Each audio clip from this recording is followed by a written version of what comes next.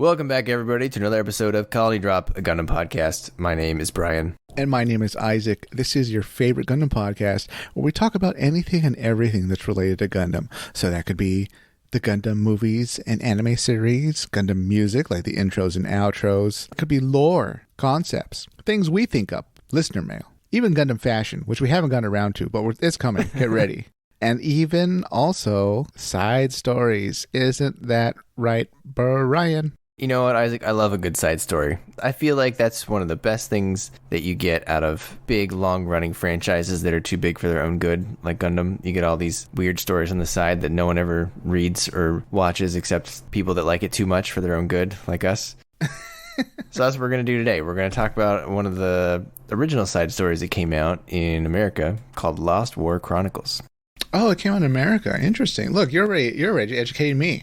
I had no idea. I thought this was Japanese almost only, and then it got translated by somebody else, and that's why when reading it on occasion, some of the words seemed off to me. So I was like, oh, they did their best, you know? They did do their best. I do have some notes on that. So let's talk about the release stats here. So this is a manga. It came out in 2002 in Japan. It was released in 2006 in English by the publisher Tokyopop. But in terms of availability, it's obviously out of print by Tokyopop since its first release. So you can find some hard copies on eBay. They actually are kind of expensive, and the quality of the paper has not held up well. I'll be honest. I have some, and they're pretty yellow at this point. I really wouldn't recommend buying it unless you're a completionist for more reasons than that, which I will get to in a second here. But it's very simple to find if you just type in Lost War Chronicles into your internet machine. But Isaac, this is one of those side stories where the manga is an adaptation of a video game. Oh my God. There was a video game called Lost War Chronicles for PS2, came out in 2002. It was only released in Japan, doesn't have an English release to my knowledge, and I don't think there was a fan translation for like an emulator. I did look a little bit. I didn't do an exhaustive search, so it's possible that one does exist. So because of that, obviously the best way to consume this story if you're an American fan is probably the manga version. Also, the video game plays out in a way you can kind of play either side, so you can kind of kill either side, I'm sure, one way or the other. So I'm not sure it has like a definitive storyline in the game. But someone who's played the game, maybe you can give me some more detail on that. That said, the reason why you don't want to buy the Tokyopop version, unless you just like having it, is the Tokyopop release is missing both the prequel chapters and the final chapter. Wow. Both of which are pretty vital to the plot, I would say, Isaac. Man, yeah. And also, there's going to be a part where an HLV lands on Earth.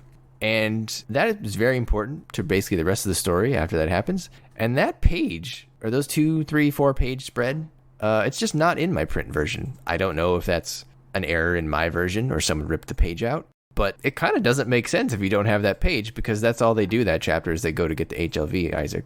You know what page I'm talking about, where the dude's in the desert and he looks up and the giant HLV's coming down? Yeah, absolutely. Yeah, it's a very critical, that HLV is very critical to the story. Right. So to recap, the Tokyopop version, missing both chapter zeros, and it's missing the last chapter, which has the, I would say, the climactic battle of the whole story. You know, the conclusion of a multi-part story. I'm not sure why it was left out. If anyone knows, let me know. Interesting. Well, thank God for piracy, Brian, because you can find the entire story through less savory means. Yeah. And so I did check, the version we read, which was obviously the Mother Vanguard version. They, adhered pretty closely to the Tokyopop translation, but they fixed a few things that were off in the Tokyopop version, but then they also made their own typos, which I thought was very silly. But anyway, it was readable. It is what it is. Okay, so let me clarify something though, Brian. So you bought the print version way back when, or pretty recently? No, I bought it pretty recently because if I think of just Universal Century manga that's been released in the US, that was really the only one I didn't have. I see. And so I thought it would just be cool to have it. And then I figured, well, if we ever do a review of it, I could just read my print version because that's fun. And then I read somewhere that it was missing a chapter, and I was like, are you kidding me right now? Like, what the hell? I pictured in my head you as like, a teenager having finished watching like 083 and jumping into Gundam, and you get this, and it must have been maddening, watching and reading it, and then like you can kind of tell something's wrong with the plotting and like the pacing, and a certain mobile suit appears out of nowhere, It's like, what is going on here? For years, you stewed over this until we could finally finish the manga in its entirety right now for this podcast episode. Right. So, should we just jump into the summary, Isaac? Oh, let's do it. All right. And on the surface, I have to say, this looks like a very concise side story, but boy, does a lot happen, and it does so in a great way. I think so. I was really surprised. Obviously we haven't Me too. got into it here, but Yeah. I was kind of expecting something middle of the road. And I was pleasantly surprised by the story, by everything that accomplished in the story. Also, in general, I thought the art was really great. Oh, absolutely, yeah. There were some color pages in here, Isaac, which also the Tokyopop version doesn't have. Those color pages were amazing. Those were great. I wish the whole thing was colored, man. That would be great. I just can't agree anymore with what you've said. I was reading it and I was hearing the mobile suit noises, Brian. I was hearing the beams. I was imagining, the voice actors were kind of used to doing the voices of different characters. It was a very cinematic manga experience. Yeah, I won't give my score yet, but oh boy, Crossbone's got some competition in terms of who's the cream of the crop for manga. We are going to be so excited, Isaac, because we'll get there in a bit. But the other thing I want to say is that partially probably why this is pretty good is the people who did this manga, the writer was Tomohiro Chiba, who wrote Gundam Legacy. That's another famous manga, which we're going to talk about in a second. And then it was illustrated by Masato Natsumoto, who did two other famous Gundam mangas, one called Space to the End of a Flash, which also relates to Gundam Legacy, which we'll talk about a little later. And Isaac, that was the same artist who did the redone version of 0083 called 0083 Rebellion. Okay, interesting. Wow. So if you like this art, you'll love 0083 Rebellion, Isaac, because it's the same person. Can't wait till we get there. So real quick, there are a variety of characters in here. So a real quick rundown, just so everyone can kind of get their facts straight. So on the Federation side, we have Captain Matt Healy and his two Mobile Suit team members, Sergeant Larry Radley, who's the sniper, and Sergeant Anish Rothman. And then they have a mechanic named Annie, an operator named Noelle Anderson.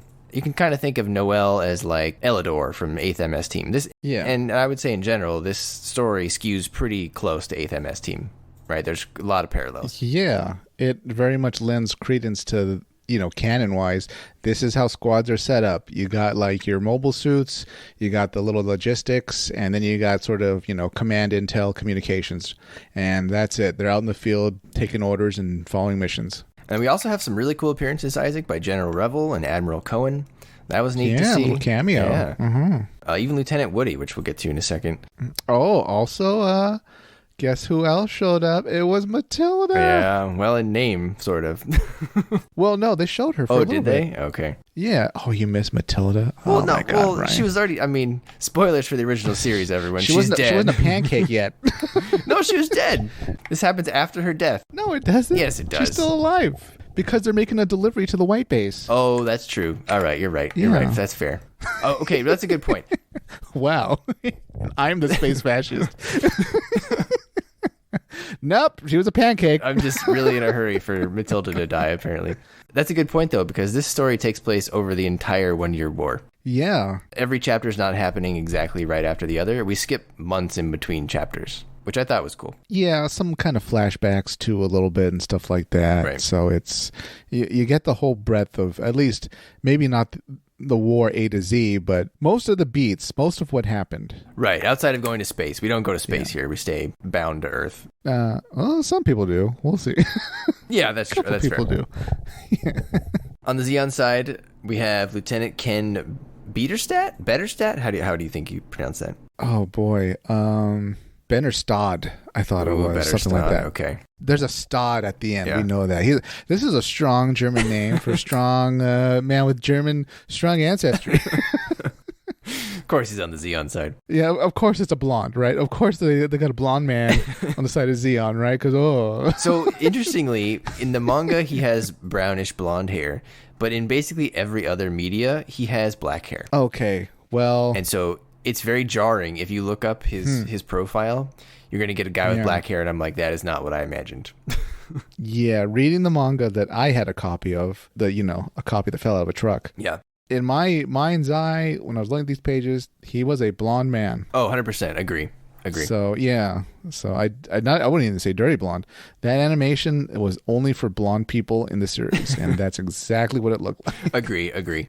His two mobile suit pals are Sergeant Garsky and Sergeant Jake, and then they have a mechanic whose name is May, and they have an operator named Corporal Yuki, and then they have a colonel, I believe is his rank, Colonel Douglas. There's another guy who pilots a Dom. I don't remember his name. Maybe his name wasn't even given, but oh, that idiot! He's some other rank. Yeah, so I think he was Right? something. Well, no, he's the same rank actually. He's just a different unit. Right. Yeah. So those are our general characters, and you can see they kind of have everyone sort of has an analog on one side or the other, so you can kind of tell that these two sides are just gonna duel it out as we go. Oh, and just a little note that I thought was really interesting. Maybe we'll go into this later, maybe we won't. The Zeon side, the little squad, they're part of something called the Foreign Legion. Yeah. Which is something we've never heard really in canon before. Like, what? What do you mean? So that kind of gets explained later on. There's a lot of little lore bombs here, which I thought was pretty neat. Little nuggets. Yeah, especially in the prequel chapters. Maybe not so much on the Matt chapter, but in the Ken chapter, there's a lot of good stuff there. Yeah. So let's start with the prequel chapters, Isaac. So the first one, there's basically one for Matt and one for Ken. The one for Matt, it takes place months before the war starts. He's a cadet. He meets a Zeon geologist named Duchamp, who's like in Australia doing surveys. And Matt is suspicious of him. The war hasn't started yet, but it's heating up, and people are not trusting Zeon people anymore. And Duchamp loves fossils, and that's not something he could dig up in the space colony, so that's why he came to Earth to do geologic surveys. And then the last time Matt sees Duchamp is he's giving money to a Zeon officer of some kind in an alley, leading Matt to think Duchamp did end up giving geologic info to Zeon. But right after Operation British, Matt gets a package from Duchamp with a shark tooth fossil with a message that says, hey, you know what, I didn't go along with the military no matter what they wanted me to do, and I'm still here doing surveys in Australia, which I assume means that he died in Operation British, Isaac. Yes, he would. And you know what, Brian? Even if he was outside a city, he would have died. Because, need to remind you and any listeners in Australia, the sheer impact of the colony striking Australia would have wiped out almost all life on the continent. Please continue, Brian. It's canon. Canon proved it. This is completely coincidental that we are doing this one right after the colony. What discussion. A coincidence. A colony fell in Australia. So Matt, now knowing Duchamp is dead, Matt vows to end the war as fast as he can for a world that Duchamp would have liked, I guess. So I was a little, not confused, but I wasn't entirely sure what was happening in the alley when Matt was kind of spying on Duchamp with the other guy doing the transaction. I didn't know if Duchamp was paying him, if the guy was handing him money, or what. But I agree. I was going to ask you the same thing. Okay. I know he says in the letter that he didn't actually go along with it, but it sure seemed like he was doing something there. Yeah, money. What was he giving them? Bad data, or non-existent, corrupted data? Could be. Who knows? Whatever to get them off his back. But for whatever reason, Matt was in the alley and spying on them, and he took out his gun, but decided not to confront them. So Matt, this early on shows that Matt's he's not quick to pull the trigger. Let's say that. Right. He's a very human person. He saw Duchamp being beaten up by some civilians because, he's from Side 3, he's a spy. And then he kind of didn't really break it up so much as like take Duchamp and patch him up after. And then that's how they became friends. Right. Because he was like, he has to monitor this guy now because he's possibly a spy. But right.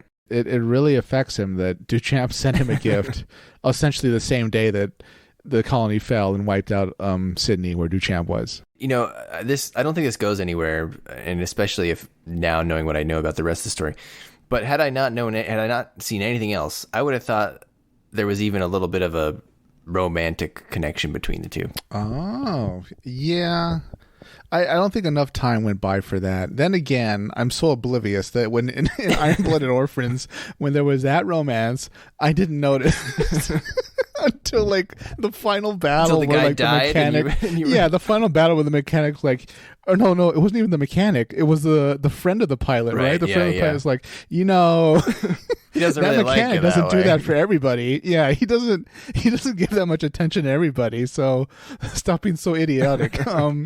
Yeah, I guess so. But something else I noticed that was interesting. Duchamp says he's easily identified, I think, or that crowd instantly knew he was Zeon because of his accent. So this goes back to like episode whatever in the original series where one guy had a really strong accent. Remember that? That's right, yeah. And for the most part, I think they've sort of done away with that plot point. But yeah, you're right. It does come back up here. I laughed when I read that because it's not an old manga, but it's definitely not new, right? It's 2002, so... God, what does this mean for canon? This must mean that like there's almost a core or at least a sizable group of Zeons who have an accent that when you hear it, you immediately know they're from Side 3. And the rest of the people in Zeon, just based on how many spies we've seen that Zeon sends out to like seamlessly blend in, or even just talk in a normal voice like Gato that nobody assumes is a Zeon. Everybody else just talks normal Federation English. Yeah, and I don't know what the Zeon accent sounds like. So listeners, send us in your best Zeon accent, what you think it would sound like. And please, for like our handful of German listeners, please don't do just like a German accent. That's not fair. All right. So that was the first prequel chapter. The second prequel chapter, Isaac, I think had much more substance. The second one is about Ken. And here we learn that Ken actually worked for the Colony Corporation doing like colony construction jobs. And he was actually part of the team that was contracted to convert the Side 3 colonies into closed cylinders when they were running out of space. So that is what I call a canon collision. Because Side 3 never had open type colonies with the mirrors and the massive panels of glass. They never did. You know why? Because Side 3 is on the other side of the moon. They never had direct sunlight. That's the whole reason at the L3 or whatever their Lagrange point is. Side 3 had to have closed type colonies with artificial light along that big center column in the middle of the colonies. Yeah. So this, as interesting as it is to make a backstory for him, it doesn't really make sense with what we've already established and how colonies work on Side 3.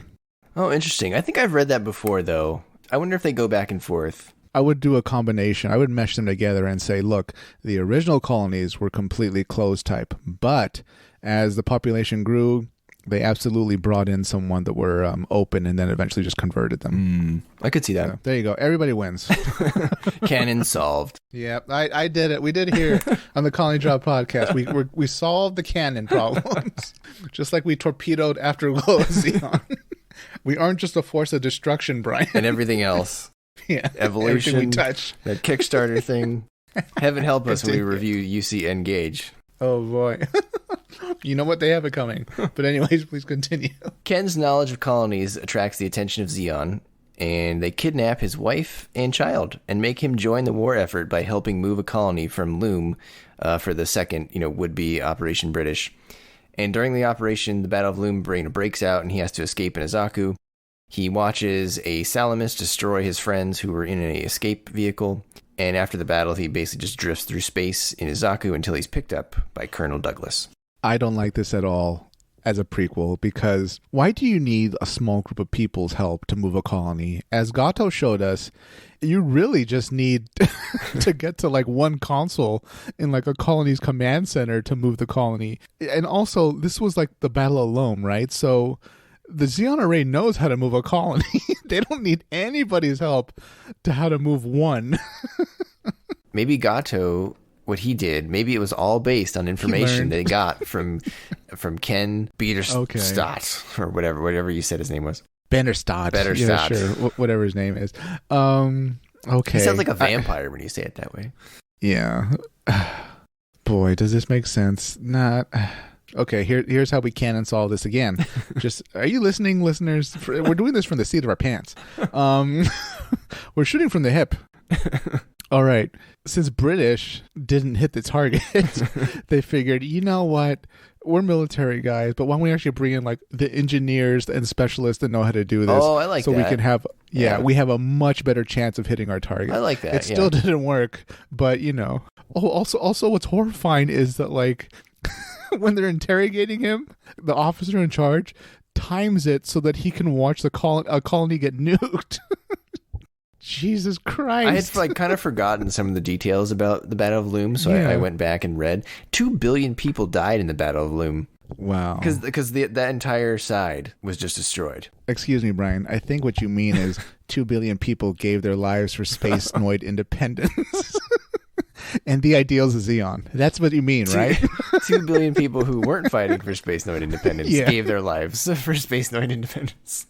Going about their day-to-day lives, just getting vaporized. That would be another physics question. If your colony gets nuked, how quickly do you die? Yeah. Oh, I guess we'll have to. Well, I won't tip our hat too much, Brian. But let's just say we're working on some of these hard engineering, hard science questions over at Colony Drop Deep Science Division. So in general, I thought prequel number 2 here really gave a lot of insight as to Ken's character, as to why he is the way he is. Not having that in the English version really paints the picture of a different person. Somewhat, yeah. I actually, no, I'll disagree with you, not too strongly. But we see so much humanity of Ken in the series with how much he cares for his own people that I feel like this wasn't wholly needed, and neither was Matt's. It was just sort of icing on the cake. It was dessert after a great meal. You know, we didn't need it. It was nice, but, you know, we were okay. It's the whipped cream. Yeah, pretty much. It was like, well, you know... Apple pie's still good. We don't need the ice cream. If we have the ice cream, great. But, you know, the pie was good altogether. Well, I will take the ice cream. So the main story is split up into 7 operations. So Operation 1, we begin with Matt as the captain of the 3rd Platoon of the Special Forces Experimental Unit. Admiral Cohen basically just orders them around to do random things, and they're primarily acting as diversions and decoys. And as the story progresses, Matt's 3rd Platoon is going to hop around the globe, coming up against Ken's Mobile Suit Squad, which is called the Foreign Legion, as Isaac mentioned, and they become rivals, and we're eventually going to get a showdown in Australia. We start in southwest Canada, where Cohen has ordered them to draw Zeon's attention, and from afar, Ken watches the 3rd Platoon dispatch 3 Zakus and a Goof. Matt punched the Goof in the face, Isaac, which was pretty impressive. Basic first chapter, we learn Matt basically doesn't want to kill people if he can help it. He just kind of wants to disable them and move on, get them to surrender. He's like the Kira Yamato of the Universal Century, but with like nowhere near the good equipment as Kira has. Oh my god, I didn't even think of it like that. Yeah, kind of, right? It'd be like if they gave Kira like a djinn and they were just like, good luck. Yeah, if Kira was a natural, there you go. Yeah, and he didn't have the advanced Gundam. But the thing is, his like squad mates, like they almost have no problem killing. Yeah, like, yeah, that's true. That's kind of a Captain. Yeah, it's a Captain Matt thing. But like, if we're in a pinch and we have to kill people, we're gonna do it. Yeah, and I mean that's gonna come back to haunt Matt here in a little bit. What I loved in this first battle with, like, you know, the squad facing off against, it was Zaku's, Goofs, and even Magella tanks, I think, right? Yes, yeah. Yes. There were a lot of tanks in the first half of this manga. It had something that I wonder if you noticed we've never seen since or before, and that is the commanding officer of the Zeon squad was, like, barking orders from the front in a Jeep. Like, it was so bizarre. You almost always see the commanding officer in, like, the command Zaku, right? Oh, yeah. With, like, the little antenna on the head so you know he's in charge. Yeah, yeah. In this case, this guy was, like, hanging out the side of a Jeep, like, on a walkie-talkie, yelling at, like, the tanks and the mobile suits, and it would just seem kind of bizarre. Like, why... If this guy gets cooked, we're going to lose our commanding officer, you know? Maybe he was too old to be in that mobile suit these days. Or too girthy, maybe, you know? He's a big Doesn't guy. fit. Oh, God. He likes the open air. It gives him a better view of the battle. Okay. Yeah, he needs to be mobile, you know? There you go. In Operation 2, we now shift towards being near Odessa. And this is a little bit before Operation Odessa. Ken's Zaku team has a big tray dead to rights. But they get ordered to retreat so that Zeon can take pictures of their new mobile suit with hovering capabilities, which is da-da-da-da-da, drum roll, Isaac, what is it? Da-da-da-da, it's the dum, dum-da-dum-dum-dum. Surprise. Yeah. They wanted, like, Ken's team to, you know, find it and kind of weaken it, but then they want the Dom to come in and destroy it and take pictures so then they can say, oh, look, Zeon has this new thing, and it's destroying all the Federation stuff, and everyone be scared, rah-rah, you know, rabble. Ken's team is too good at their job because if you remember the panel, they unload like one of those Zaku machine guns into the bridge. Oh yeah, yeah. Of the big tray. I don't think anybody was on the bridge though. If you look at like later panels when they're kind of showing it, or if they did, they got moved out. I assume they were in a combat bridge or something like that. I mean, the big tray bridge is pretty exposed, right? It's basically the front of the thing. Okay. Yeah, that explained why it wasn't covered in gore when another character goes there later. But yeah, Ken's team, boy, they really did a great job. Yeah, and they should have just let Ken's team destroy it, because the Dom does go out with, again, the guy, I don't remember, maybe he wasn't given a name, but he was a very arrogant I think he was. officer. Yeah. Ken kind of has to let him go first, and the Dom guy goes with 2 Guff escorts, and Matt outsmarts all of them. The 3rd platoon, they do emerge victorious by outsmarting the Dom guy and actually having the operator Noelle in the big tray. And to Isaac's point, she went back in the bridge because they thought no one was in the bridge, because to Isaac's point, they had blown it up. Yeah, who would be in there? She was in there, and she blew up the Dom guy with the big tray's main gun, basically at point blank range. It was timed so well. Yeah, he got unskirted, I put in my notes, or de-skirted. I'm not sure what the proper term is, but yeah, that mobile suit is, as God is my witness, it is broken in half. It was like sexual harassment of a Dom. Yeah, they just took it down from the waist down. I couldn't believe it. What a great shot. Yeah, nice work.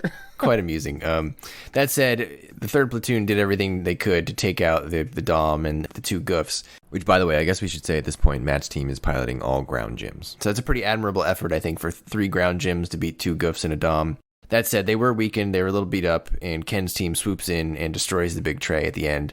But what I loved about this chapter, Isaac, was just that we got to see the big tray. The big trays and their garish camo color scheme, those remind me nobody will notice. Yeah.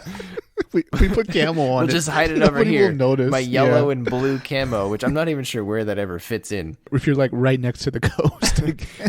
It reminds me of G.I. Joe playsets. Oh my God. Yes, the G.I. Joes did have something like this, right? Right? Just weird colors. The land carrier, yeah. Giant nonsensical vehicles. That's what the big tray reminds me of. With like the exposed places for your guy to like hold a gun, like sticking his head out. Right. People can ride on the side and shoot. Yeah, because that's where we'd want to put our people.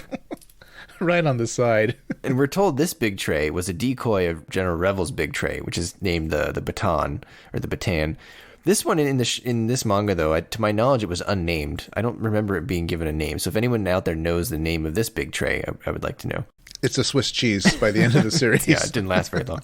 I wasn't sure if this was intentional, but this chapter sort of had a bit of a meta commentary, because this is a side story, and the story so far of this side story is that they are a side story. They are escorting a decoy of the big tray that matters. They're escorting the big tray that doesn't matter. Their whole existence is on the side.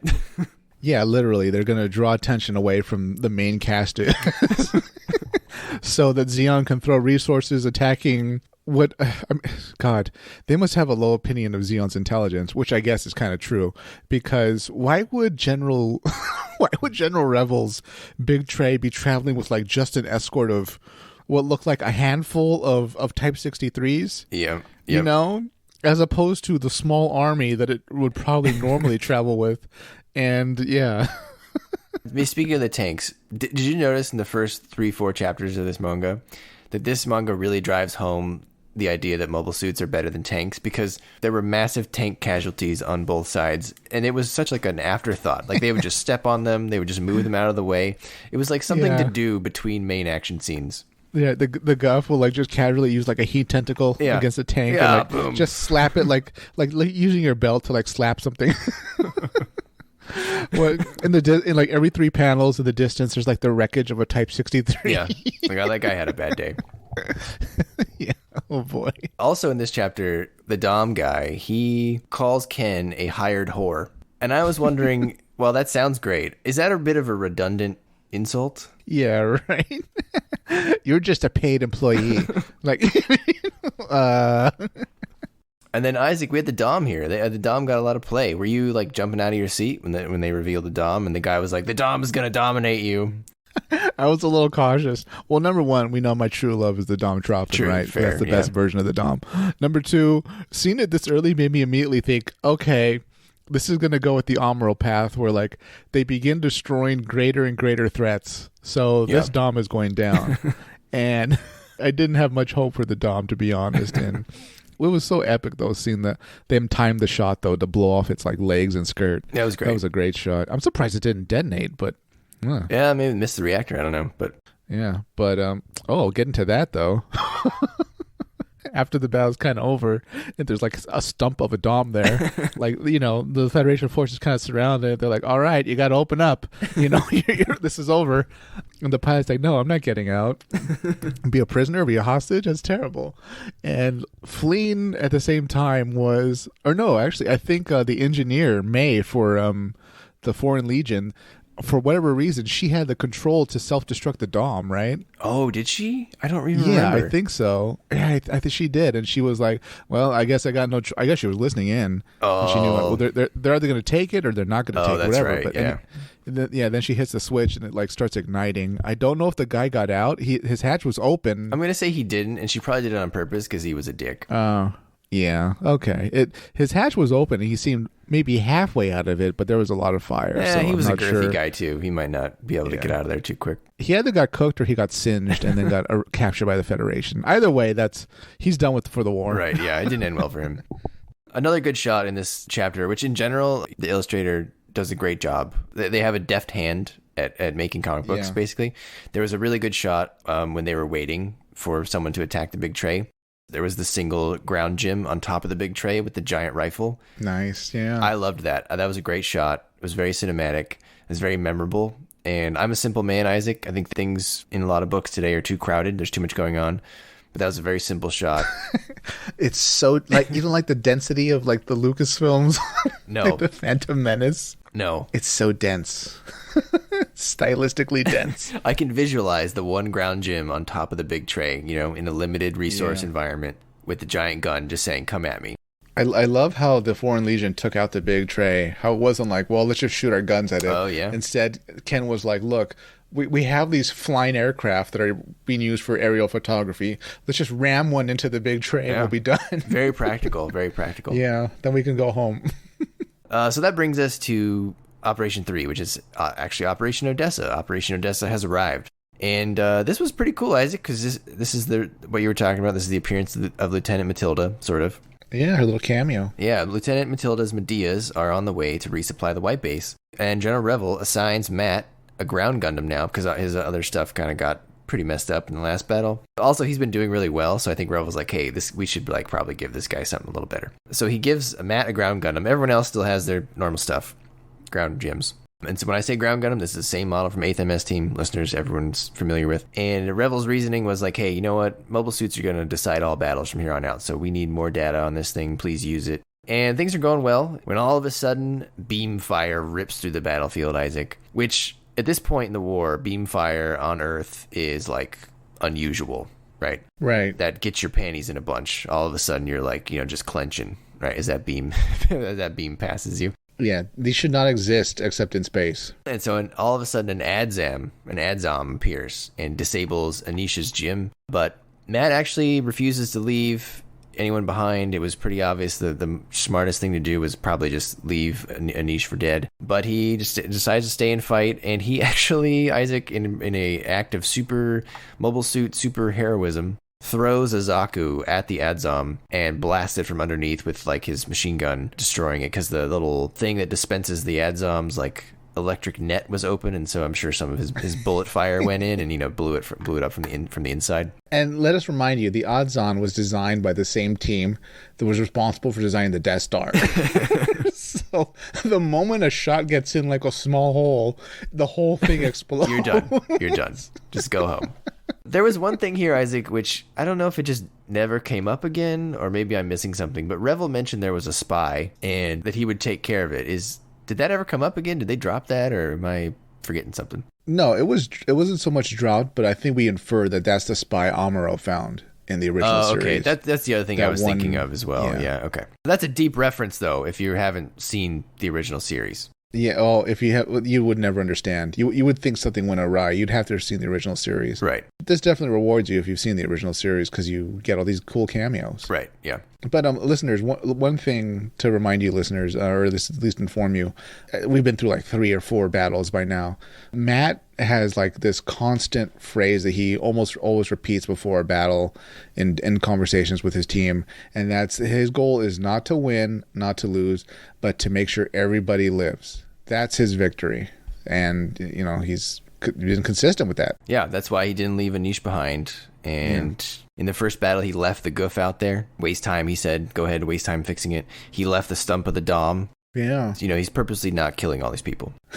Although the Dom stump kind of backfired because yeah. Zeon made sure that thing went down. Yeah. Little 14-year-old May took it out. But so Operation 4, Operation Odessa, it has gone and passed now. I think it says here the Federation, you know, they won Operation Odessa in 3 days, and Makuve's HLV escaped to space. So everyone's kind of left behind now, Isaac. These are all the people on Zeon's side who didn't really make it back to space. It's got to be pretty demoralizing, right? Yeah, the Foreign Legion, as soon as they saw the Zanzibars leaving, they essentially stopped fighting. They're like, look, we need to leave too.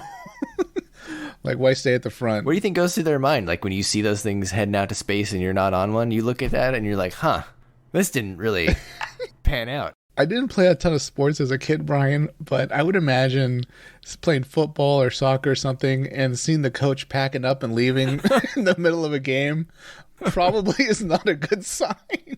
Like, do you just look at your own team and you're like, well, we're kind of like screwed here. Like, what are we going to do? Yeah, it's like, you don't even need to be told. It's every man for themselves. So... Yeah. Yuri must be there from 8th MS team. He's booking it with his troops. And yeah, good on Ken for saying, look, there's a Zanzibar in the air. Officers are gone. We need to leave. And you know who I was hoping we would see in this, just as another cameo? Yuri? No, it was the Kimberlite squad from 0083. Oh. Those remnants. That would have been cool. Yeah.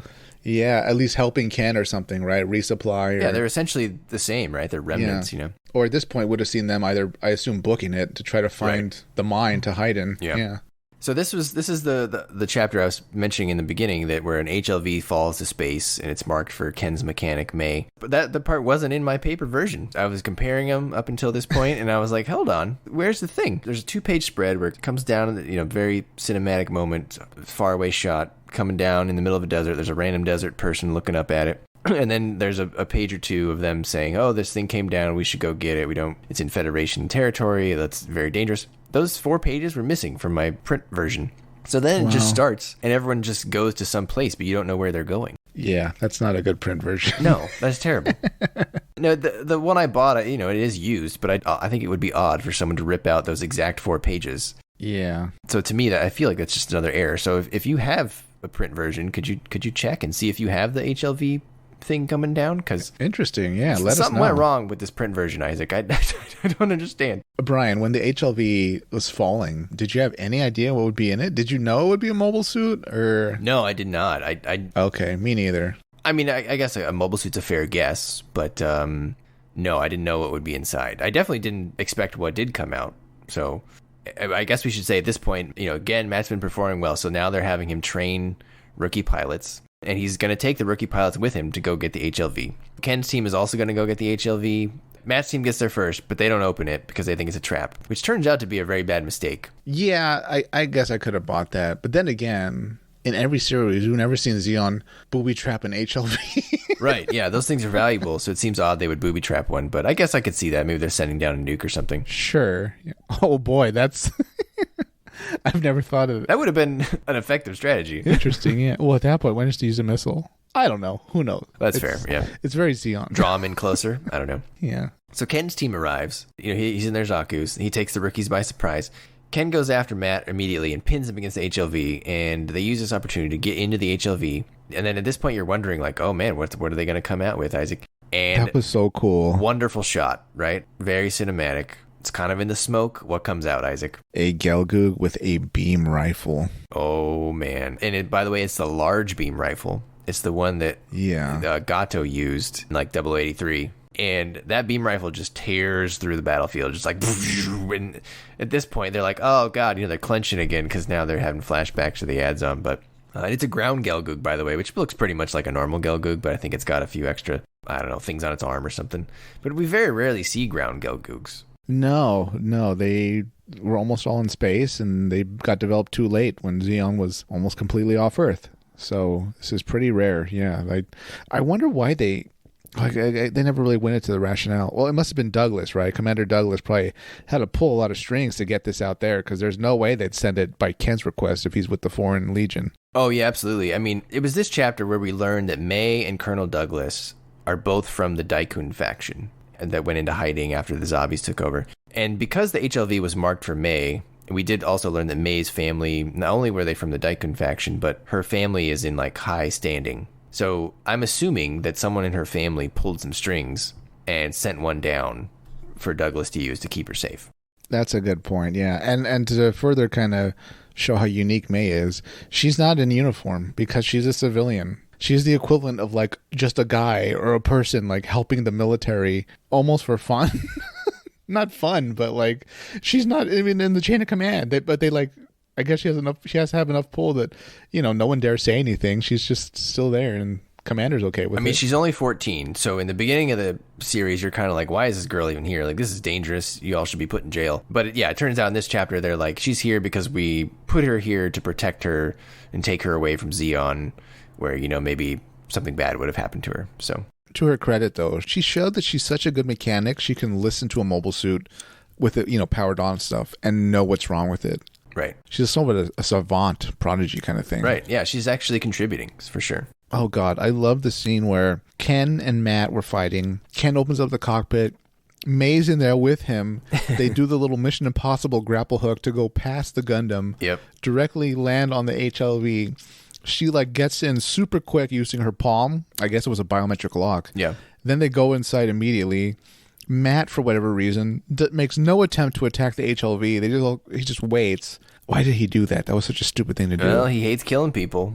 Then they wait for the HLV to open up on its own once Ken's already in the powered up Gelgoog. God, what a mistake. What a blunder. Yeah. It was a great story tool to use, though, because I really wanted to know what was in the HLV. And I was super excited to see what came out. So I like that. I think that was a great chapter. At first, I thought it was going to be just a beam weapon, for him to use on his mobile. But then this was so much better. Yeah, I'm glad it wasn't another mobile armor because we just defeated the odds on. Oh, so, yeah. But this was great. Yeah. I kind of figured it would be something for Ken to use. It would be better than a Zaku. Okay. I didn't expect a ground Gelgoog, though. I was expecting an Ifrit? Or like a Act Zaku or something like that. But that's true, because in every side story manga, or a manga in general, we always get the unique mobile suit, right? Yeah. And it has not appeared yet here, so yeah, that would have been a good place. Yeah, that's a plus for this manga, in my opinion. It did everything it did, and it didn't need to introduce a unique suit. Right, yeah. So that was kind of neat. Good on you, writer, illustrator, because I don't think everything needs a unique suit. No, Ifrit, it was kind of critical because it's about the experimental suit. But here, this is just very 8th MS team, right? The squad's on missions. Dudes in the desert shooting each other. So at the end of this, because the rookies are there, Ken just wants to take the Gelgoog back to make, help his people survive at this point, who are now remnants. They have no way to get off the planet, really. So he says, look, I'm going to kill your rookie here, but I won't if you let me go. And so Matt grapples with it, and he eventually lowers his weapon because he doesn't want his rookie to die. That poor rookie had no chance, Isaac. He was in a mass-produced gym. He was in the prone position. He was gonna... Yeah. Just not having a good day. Matt had his gun pointed, though, at the Gelgoog's cockpit, though. So, Brian, let me put you in a little conundrum. What did Matt make the right decision? What have you done? That Gelgoog was cooking gyms left and right. If you look at it from the... knowing what we know and what happens to the Gelgoog, I mean, obviously, that decision cost a lot more lives than just that one rookie, so he probably should have shot him. But it is also, knowing that you caused the death of someone on your team would be hard to grapple with, too. Perhaps for some people, Brian. At the time, Matt also thought that Ken was just like him. And he is to some extent. Yeah. If we take out his sort of rage across the Earth. So then a whole lot different if General Isaac was there. Yeah, General Isaac just launches the nukes wherever they need to go. You know what? We need to nuke both sides. We'll save the court-martial. All right. So they go their separate ways, and Ken has a very specific quote here. He says, after Matt drops his gun, Ken calls him soft and just as miserable as a soldier as he is, referring to himself. So Ken kind of admits to Matt that, hey, I'm kind of just like you. I'm not really into this whole soldier thing. Because if you think about it, Ken doesn't even really want to be a soldier, right? He's just doing this because Zeon still has his wife and kid kidnapped, and he needs to stay in their good graces so they don't kill him. Yeah, he was drafted. It was such a unique, forcible draft. I've never seen anything like it in any Gundam series. Matt gets punished, imprisoned for 3 days for refusing to fire at the enemy and letting them escape with the new Gelgoog. Again, Isaac, the parallels to 8th MS Team are pretty strong here. Matt is very similar to Shiro. He gets punished like Shiro does for not firing at the enemy, pilots a ground Gundam. Later on, we're going to see some people shooting down HLVs with a sniper rifle. There's a scene with a freeway that's very similar to 8th MS Team with the Norris Packard. A lot of this feels like, hey, go make me something that looks like 8th MS Team because people like that and they want to read it again, but different. Yeah, I like that the war is, still there's such a shortage of manpower and a need for combat units that they only put them in jail for like 3 days. Yeah, they're like, well, you know what, that was a bad thing, but we really need you to get out there and kill some more Zeons. All right, your sentence is served. Get out there. Get out there. Keep killing them. So after this one, Isaac, we head to Jaburo. Time has passed again. We're now in Jaburo. Matt's team is trying to launch into space, but they are denied by Lieutenant Woody because there are others ahead of them. So I'll pause there because Lieutenant Woody, if you recall, listeners, was Matilda's fiance, who does end up dying during the Battle of Jaburo. He helps Amuro against Char. But this is right when the Battle of Jaburo is beginning. He's not dead yet, but Matilda's already dead. And there's another person in this manga whose name is Rachel, who works with Cohen. Yeah. And she was a friend of Matilda's. They went to the same school or something. So she has a conversation about Matilda with Lieutenant Woody about her death. You're like, oh, this is so terrible. I'm so sorry, blah, blah, blah. So again, that's all stuff that you really wouldn't get if you haven't watched the original series. So to Isaac's point, it's really rewarding you to have seen that stuff. So that was pretty neat. I like that. But also, probably the coolest thing here, they can't go to space because they are blocked by another Pegasus-class warship. It's not the White Base, Isaac. It's the Thoroughbred. And this is super cool because the Thoroughbred hauls Gundam's units 4 and 5. That's the red and the blue ones. And this ship is first mentioned in Mobile Suit Gundam Novel 2 from 1980, but it was just sort of mentioned. It wasn't shown. But it does appear in the other side story called Gundam Side Story Space to the End of a Flash from 2004, which was an adaptation of the video game called Encounters in Space from 2003. And then it later also reappears in another side story called Battlefield Record UC 0081, which itself was a video game manga in 2009. So the Thoroughbred is like a very famous ship. Wow. Yeah. Oh, we haven't even got to the half of it yet, Isaac. You wait till the end. That's a lore dump. Yeah, it's a very lore dump. And then Rachel also, she also pops up again in 0083 Rebellion working for Cohen. So if you follow some of these stories, you'll start to see some of the same characters. So they send out Matt's team at the Battle of Jaburo to prevent, Zeon mobile suits from landing. A bunch of Gaus are dropping off all the mobile suits and they're descending. And they're like, "Go stop that. That's bad. We don't want that." Larry at this point has the Gym Sniper 2, which is cool because his stuff got smashed in, I think, last time. Back in Odessa, though, Ken's not even in Jaburo. He's back. He's still sort of in Odessa. He's slicing through some poor gyms. Which, by the way, Isaac, those gyms that he's fighting, they have no chance. This dude's in a Gelgoog. I mean... Yeah, they figured that, whatever's left of Zeon's weak, so these are the mop-up gyms, which, they're not exactly the elite heavy assault ones. Right. So he's just cutting through these guys with his beam Naginata. When his Zeon base stops responding, so the Foreign Legion base stops responding, him and Garsky, the two that are out, they go to check on them, but they get back, Isaac, and the base has been razed by the Federation. It's just decimated. Yeah. Everyone is, for the most part, alive, except for Yuki. She apparently protected Mei during the attack, and as a result, sustained a mortal wound in the, abdomen-ish area. Right. She passes away in front of the group, asking Ken to get everyone, or at least get Mei, to space via an HLV in Asia that apparently is still operable. And so this just sets off Ken Isaac. He's now out for revenge against everyone in the Federation. He just, decides he's going to kill them all. Does that make sense, given his backstory, Isaac? Should he hate the Federation so much? Did he love Yuki? Or, why is he so upset? It seemed like he developed a more subtle version of Matt's philosophy. We're all going to make it. We all going to stay alive. That's all I really care about, our survival. So he probably feels like he failed when Yuki died. Yeah. But they didn't seem to have, a huge, very close relationship. He lost a member of team. Now he's in revenge mode. I'll go with it. So back at Jaburo, Matt pushes his no-kill policy luck a bit too far. There's this sort of Zaku that's fleeing, and Matt kind of heads him off, and I think he even, like, doesn't he destroy the Zaku's head, right? But the Zaku's still fleeing. He runs away from Matt, and he's running towards Larry now. And remember, Larry's in the gym sniper too. And Matt's like, Larry, don't you kill that pilot. Like, he just needs to surrender. Just let's get him to surrender, and everything will be fine. We won't have to kill the dude. But he's getting closer and closer. Larry doesn't fire. And Anish finally just comes in and just takes the Zaku out, Isaac. I think he stabs him, right? Impales him with a beam saber. Yeah, but the Zaku was firing almost, not blindly, but, a little chaotically in Larry's direction. Yeah, so unfortunately for poor Larry, those shots actually hit the cockpit and just turned his cockpit to Swiss cheese. And Larry's dead. His cockpit door is like halfway open, and his blood is just gushing out. Matt is stunned. Anish is pissed, right? Because Matt told Larry not to fire when he absolutely could have killed the Zaku. Should have. Yeah, 100%. 100%. I'm not one to say they should be killing everybody, but I am.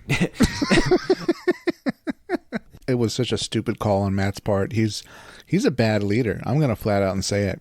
He's a bad leader because he made a judgment call that got one of his men killed. Larry would be alive if he fired that shot. Oh, absolutely. Larry would be alive. Larry actually survives in the video game version. Whoa. He accidentally kills the pilot because he shot the Zaku's legs instead. But remember, they make that comment in the manga that, like, your rifle's too powerful, it's going to kill the pilot.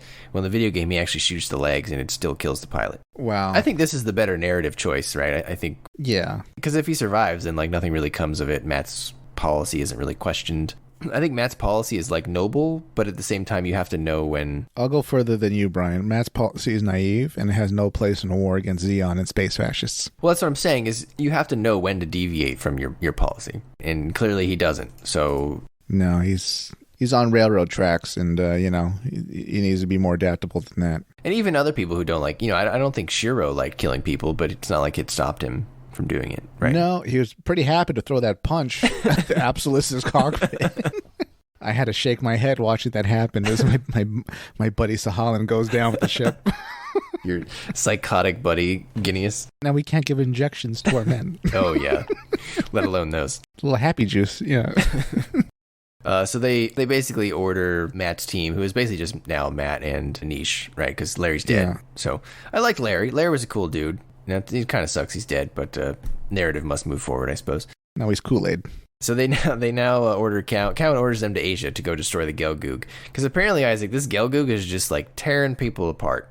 Ken is just cutting a swath of destruction across wherever he goes, trying to keep his people alive. And it kind of makes sense, because there's not many ground Gelgoogs. I think there's one other one on Earth from another side story. I think that one's in the Rise to the Ashes game. But if you think about the suits that are on Earth, nothing's going to stand against the Gelgoog. No, you need a gym sniper to get a good shot. That's really your only chance. But the Gelgoog's so advanced at this point and really fast that, the gym sniper sometimes doesn't even hit Zaku's. So right. What's it going to do against the Gelgoog? Yeah, you'd have to have a gym sniper too, or some high-performing gym. Yeah, a bombing run from Saberfish. Right, or mass numbers, Yeah. But people are going to die, right? But if Ken is being careful about it, he's going to win most of the confrontations that he enters. Yeah. No one in the Federation is going to throw that much ordnance at one mobile suit. They're just going to do the very bureaucratic thing and send like one squad. 2 squad, Well, it didn't work. Send another 3 units. See what happens. So the Operation 6 here, Matt and team, they're now watching the Salamis and Magellan all launch from Jaburo, which was a pretty cool scene that we saw in Origin. This probably has to be one of the earliest depictions of that, because I don't think we saw that. I guess we saw that in Igloo. But I think this would have been even before Igloo. I don't remember what year Igloo came out. But Annie, the mechanic in the Federation side, we mentioned her earlier, she gets transferred to the Thoroughbred, Isaac. So if you go read Space to the End of the Flash, she will be in that story. Cool. But she tells Matt to keep believing in his ideals because she still does and is proud of it. Anish is still not really having it. He really wants to kill all the Zeons now because Larry's dead. Ken has also earned the name the Pitiless War God as he cuts his way through Asia to something called the Baikonur Spaceport, which is a real place, Isaac, in Kazakhstan. Yeah, that was the Soviets, their Cape Canaveral. Yeah, it's called the Baikonur Cosmodrome. Yeah, their little launch point that they built. Very cool. Yeah. What do you think about the name Pitiless War God? I feel like we could do a little better on that. Yeah, I don't like the pitiless part of it because it almost feels like he's pitiable even though Right. it doesn't mean that. What you should have just gone with the, the merciless monster. Yeah. Something like that. The angel of vengeance. Yeah. Something insane. The Cyclops of sorrow. I could go on. This is one of my superpowers, Brian, as you well know. Cyclops of Sorrow is strong. I like that. Thank you. We'll put that in our own side story. Listeners, could you send us your take on what Ken's ace pilot name should be? Because I think Pitiless War God is just not cutting it for me. I'll challenge you, listeners. I don't think anyone's going to defeat the Cyclops of sorrow. I would stay away from that. If I saw him on a map, I'd be like, I'm going to go other way. Yeah. Well, how did those briefings go? This is almost the inverse of like the Gundam briefings to like the Zeon troops. Well, we've had this white devil, this mobile suit that's taken out about 80 of our troops, but if you kill it, it's a 6-rank promotion. People probably just stand up in the middle and just start walking out, right? Oh yeah. There's no way we're doing this. Yeah, not in my mass-produced gym. Hell no. No, not a chance. We have this enemy mobile suit that's killed about 10 gym squads, but we're gonna send you guys out next. Like, nah. There's that point in the manga, Isaac, where I forget who it is. It's got to be Anish. I think Anish. He's in the ground gym for a while. Then I think he pilots a mass-produced gym for a while. Then he gets back to the ground gym, and then he eventually takes over the Sniper 2, which is kind of weird, right? He took Larry's unit. Did they clean it out? I guess so. Yeah, they replaced the cockpit. That's a little How does that work? They just get a hose? Yeah. Pressure get a wash. hose of Clorox wipes? Yeah, it's a lot of them. He says, how do you like the mass-produced one? He's like, yeah, it's okay, but it's not as good as the ground gym. I imagine the ground gyms were made out of, like, material that was, like, you ever see an old car from, like, the 60s? Yeah, those things were, like, tanks, metal. right? I imagine a mass-produced gym is, like, made out of the same stuff as, like, a Honda Civic bumper, where, like, it's just a little bit of plastic and mostly foam. Yeah, that's a good point. Oh boy. And I've owned 3 Honda Civics, so I can say that. But that crumples on. yeah, it's just not the same as like a 60s Mustang or something. Yeah, but, made out of iron and metal. Right, that thing was not going anywhere. So at the spaceport, Cosmodrome, because that's an awesome name, Isaac. We should call our stuff Cosmodromes. Like what? I don't know. Well, we can't do that, Brian, you traitor, because our astronauts are called astronauts, not cosmonauts. Okay, well, how about at least Astrodromes or something cool with Astro at least. Astrodrome. Isn't that what it's called in Houston? The Houston Astrodrome? No, Astrodome. That's the old place where the Houston Astros used to play. Yeah. Okay. I would like the Astroport or something. I don't know. Starport? Yeah, that'd be cool. Space Force will do it. The Space Fortress. Oh, that's cool. I still don't get why like our military bases also is like Fort Bradley, Fort such and such. Why don't we just say fortress? That's what the Isaac administration will do. From now on, everything will be called Fortress. You must pronounce the full word. Do not abbreviate. Our base on the moon will be called Fortress Luna. Oh, there you go. It's already cooler. I support this. So at the Cosmodrome, Ken's team sends May and Jake to space to honor Yuki. And I guess they had to, they couldn't send everyone because there's a lot of wounded people taking the spots, I suppose. Everyone else stays behind. Lucky Jake, right? He gets to go to space. Yeah, they said to protect her. Yeah, which that's I assume true. They mean with his mobile suit, which kind of works. But he struck me as not like the best pilot.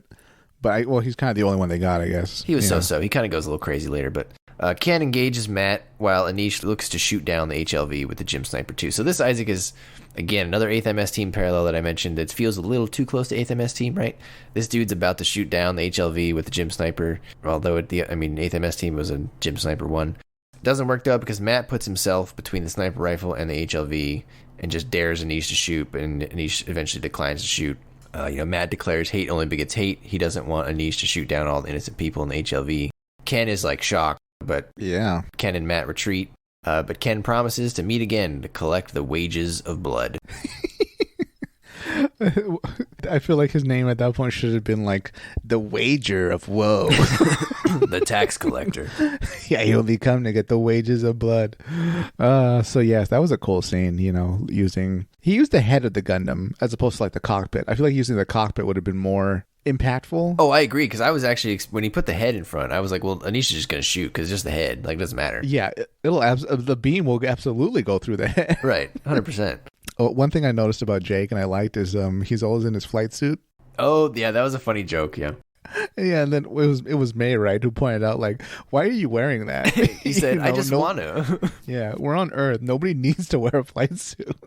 It's got to be hot in those things. But I don't know. Who knows? Maybe it's got cooling or something.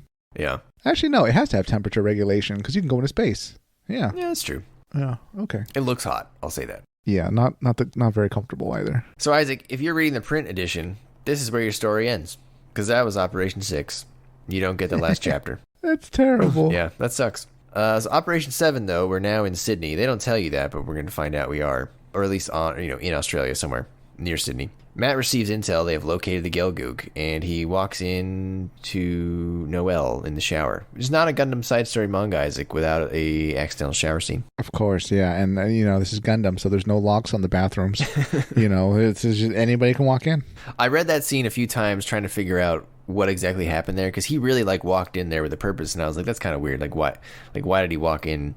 Yeah, how did you not hear running water? Right, yeah. And I think she was actually showering in the hover truck. It's not like a formal shower, so I kind of understand now. But sure. So Matt feels it's his duty to stop, Ken's rampage, because at this point, Isaac, he's still just killing people on Earth. This dude, I wonder what Ken's kill count. I wonder if we can look that up. It's got to be pretty high. Oh boy. Well, we never know because we don't know all the deaths that happened. That's true. Yeah, maybe they got reported though. Maybe. So Matt feels it's his duty to stop Ken's rampage by capturing the Gelgoog and demanding the other remnants surrender. They battle on New Year's Day 0080 in a city with pre-existing anti-mobile suit traps, from a previous battle. Anish captures Garsky, and as Matt and Ken are about to have their final clash, they're both down to beam sabers at that point. They've both lost an arm. Their suits are a bit trashed. The armistice between the Federation and Zeon is signed and starts being broadcast on all channels. So Matt and Ken halt their fighting, and they agree to take on their post-war existence as individuals rather than soldiers. So their battle is stopped at literally the last second. Is that too cliche, Isaac, for you, or was that okay? At this point, I almost jump into my almost sole criticism of the preachiness of this series. And yeah, that did feel a little cliche. The fact that they both live, just a constant reiteration of, I guess peace and, I guess we're the same, we're the same as our enemies. My name's Ken. My name's Matt. Roll credits. They might as well have ended with both sides having a picnic together because they're in the same city, right? So I was half rolling my eyes, and then at the same time I stopped myself and said, look, this has been Gundam from the beginning.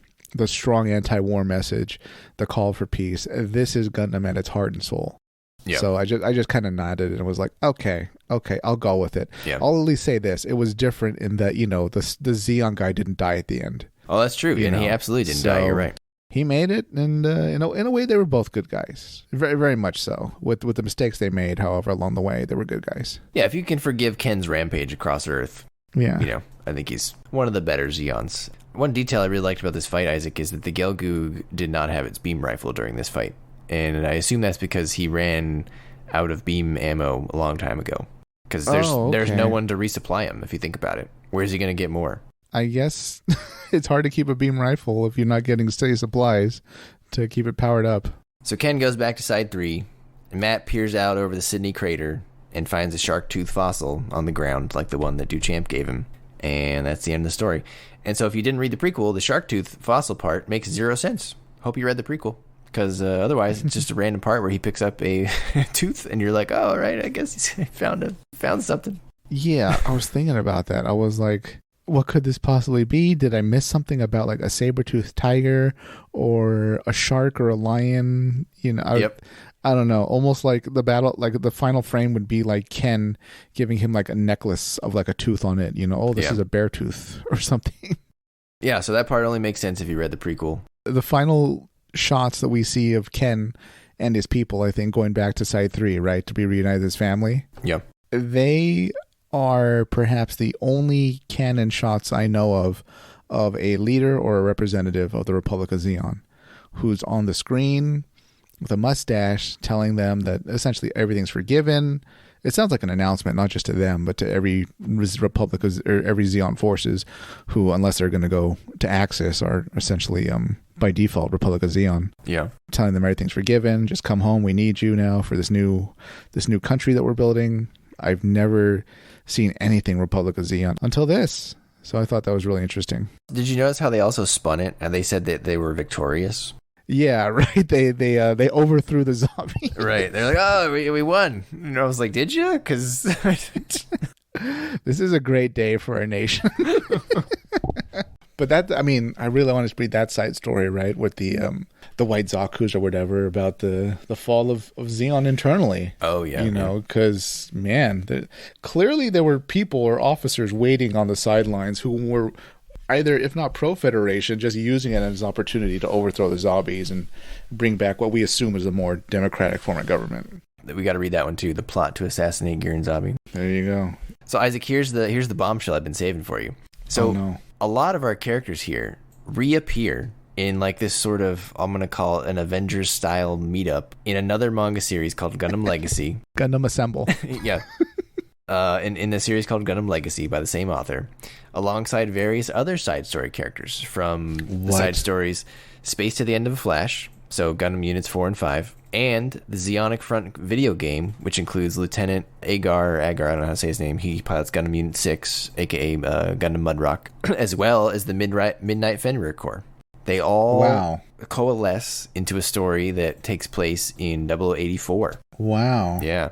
So this one was so good. We're gonna have to go read Space to the End of the Flash, and we'll have to do something with Zeonic Front. That one doesn't have a manga adaptation. There's a little bit of it in Gundam Legacy before they get to the team up story. But that'll be fun, Isaac. These people come back. We get to see Ken again. We get to see Matt again.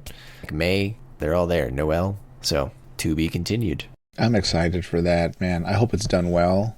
That's got to be difficult, but we'll see. There's so many characters. That's a lot of different characters from a lot of different stories coming together. They can't all live. I don't know. We'll have to see what happens. But I know the Midnight Fenrir are some of your favorites, so that you're going to have to see them alongside everyone that we just read about. So that's kind of interesting. Nice. Assemble. In terms of the mecha, Isaac, there's really only two things to talk about. I mean, the Zaku 2s we saw here, I like Ken's team. They had the black spike on their Zaku's. I don't know if you noticed that. That was kind of neat. I like that color scheme. Also like the forehead crest symbol, right? Yeah. Yeah. Mm-hmm. The main thing, though, is the ground Gelgoog. I feel like you would like the ground Gelgoog color scheme, Isaac, because it looks very similar to Shima's Gelgoog. Yeah, it's pretty close. I'd want to see another image of what it looks like, but not too bad. There's not a lot of images of it. Some of the images, it does not look good, the color they chose, but the one shot of Ken's specific unit looks pretty cool. So if I was trying to make a ground Gelgoog, I would make his version. You should, because like they're pretty rare in general, so at least this would be like one that exists in canon. Right. The only other one I know of is I think it's all green, which is kind of cool, but a little boring. Yeah, too boring for me.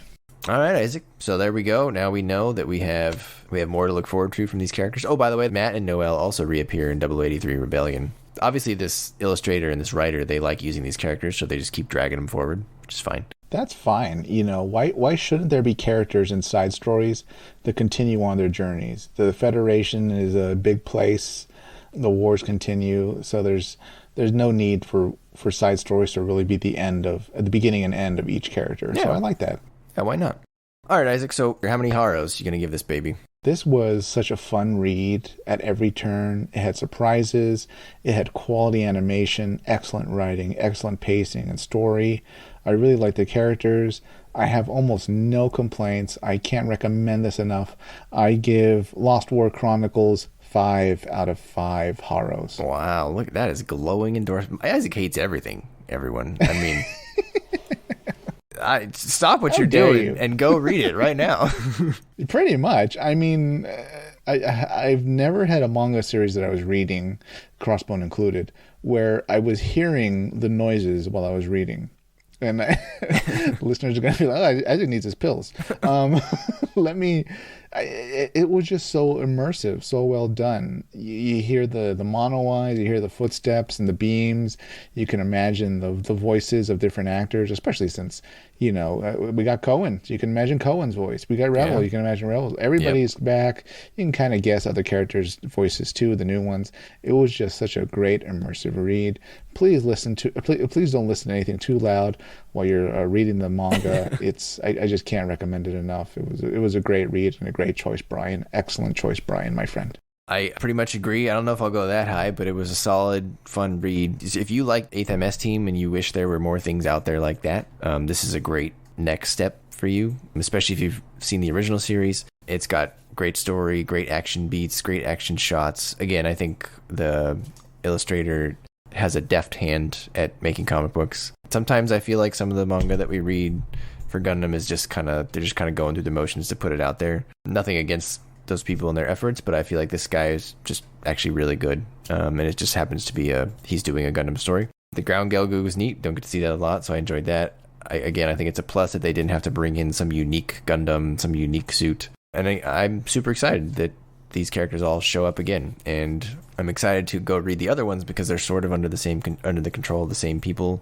So I'm going to go ahead and give it an 8.5 out of 10. I thought it was great. And I think my only real criticism is the ending was a little on the nose of their, getting the message at the exact time. And then a lot of the stuff does skew really close to 8th MS Team to where it's very familiar. But beyond that, it's a great read and can't recommend it enough. So I'm surprised I haven't read it up until this point. I don't know why I didn't buy it when it came out. Although I guess I'm glad I didn't, given that it doesn't have the whole damn story.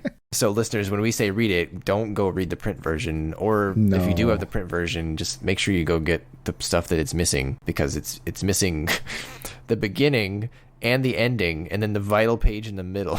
So I'm not sure what happened there quality control wise, but great series. Can't recommend it enough. Super happy with it. We read it. So what's your score? Oh, 8.5. I said 8.5. Oh, I didn't hear it. Yeah. 8.5. Yep. You left it out like they left out the middle and the end. Yeah. My score is okay. On to the next one. All right, everybody. Just end.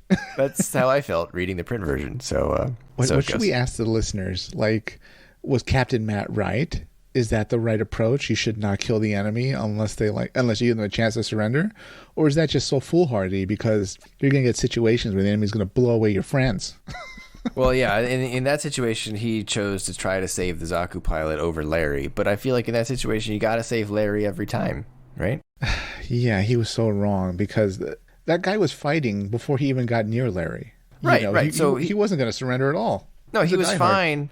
Matt was fine when he destroyed the Zaku's head, right, and just said, "Hey, could you surrender?" He was fine up until that point.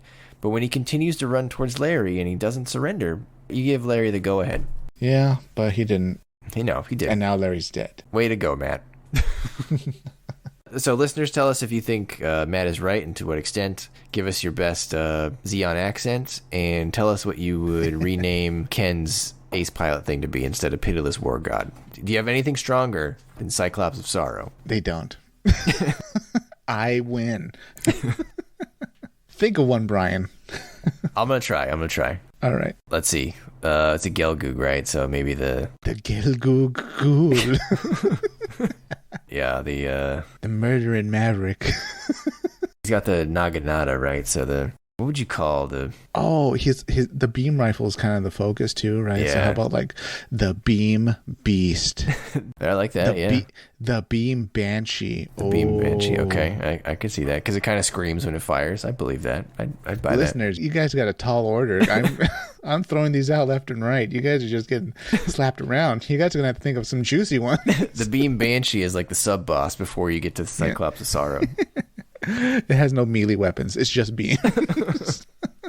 All right, Isaac, take us away. All right, listeners, before you go to sleep tonight, stand next to your bed, get on your knees, put your hands together, look up at the ceiling, and hail Zeon. Good night, everybody.